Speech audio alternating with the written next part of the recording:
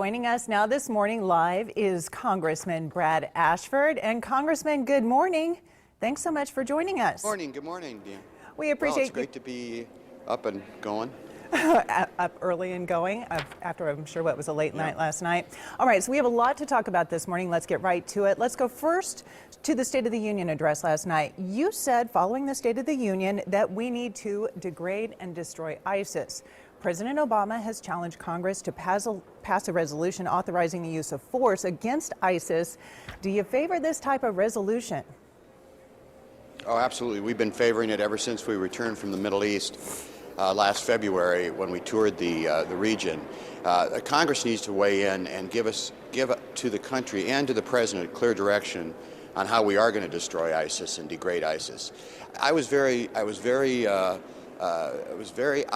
came back from the speech last night very optimistic about the president's commitment to destroy and degrade ISIS. To have that sort of congressional input right now is critical. We have a year. We can get this done. It's going to be a slog for a while, but we need to work together to get it done. And that's part of what the president was talking about, is working together across the aisle. What I was impressed by last night was the fact that when the president talked about the authorization for use of force, that there was ovation from both sides of the aisle. And I think we're onto something here, so we need to carry forward quickly. All right, another hot button issue. The president has been really pushing gun control, even taking executive action. Now, you believe that Congress should take action on gun control, not the president alone.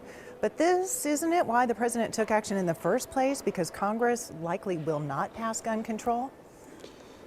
Actually, I don't agree. I think Congress will act on gun issues this session. I know I have a bill with a Republican colleague, Martha McSally, from Tucson, Arizona, that talks about background checks and records, especially mental health records. I think it's the bill that will go onto the floor and will be debated. I think it will be the vehicle for a robust discussion. Now, look, everybody's not going to agree on this issue, but I think we all agree on the need for more mental health treatment. We agree that someone with significant mental health issues should not be buying a gun, and those records are critical. Those are state records. They need to be transmitted to the federal government. Our bill deals with that, plus getting more money to states to help them compile the records. So I disagree with those that say we cannot debate the issue. I think we have to do it in a bipartisan way. That was the message last night.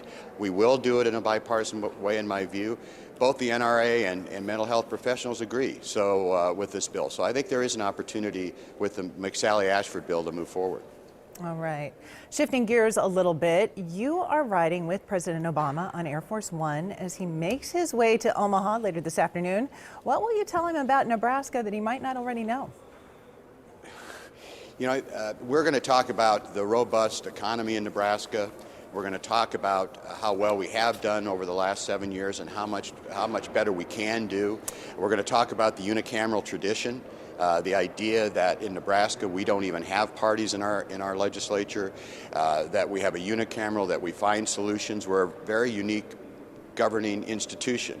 And I'm going to remind the president, I'm sure he knows about it, but I'm going to remind him about that. We're going to talk about veterans, talk about the Veterans Clinic in Omaha, hopefully that we can get going. Talk about the runway at Offutt, talk about the Ebola Training Center at UNMC. All these projects are ongoing, and we'll reinforce to the president that we need to make sure that we stay on track. But mostly we're going to celebrate Nebraska. We'll celebrate the Omaha area, but celebrate the entire state for its low unemployment, for its success, but also talk about the challenges we face, as does the entire country, to make sure that we break down the barriers in our political system. And that's why I'm working with No Labels here in Washington to do that.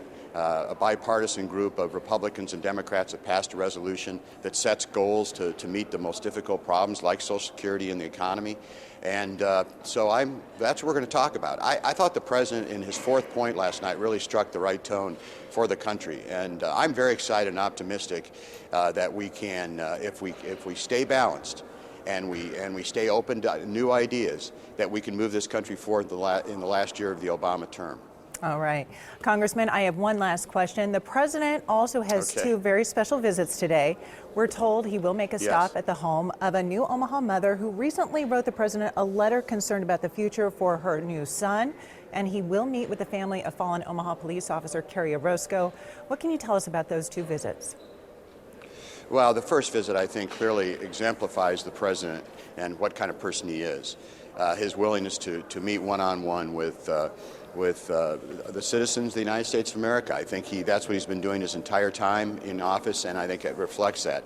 The Kerry Orozco case exemplifies the sacrifice of Kerry, certainly the challenge to all law enforcement in our area and across the country, and I think the story of Kerry Orozco is so poignant, and the president I really appreciate the fact that we reached out to the president, that he said, yes, I want to meet with Hector Orozco and his family to really celebrate the family. And of course, we have a bill here in Congress that I'm very optimistic about that would give spouses of law enforcement people who are killed in the line of duty expedited treatment to become citizens. So I think that, and that bill is going to move forward. I'm very hopeful. And the president getting behind it, I think, is really helpful as well.